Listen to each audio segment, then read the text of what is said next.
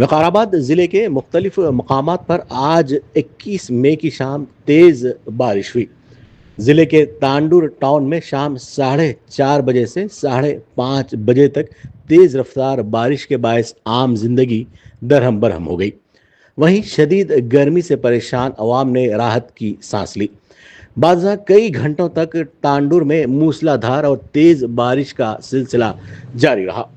Telangana development planning society की इतला के मुताबिक आज तांडुर में 57 मिलीमीटर बारिश रिकॉर्ड की गई, जबकि वकाराबाद जिले में आज रात 8 बजे तक जुमला 391 मिलीमीटर बारिश रिकॉर्ड की गई है।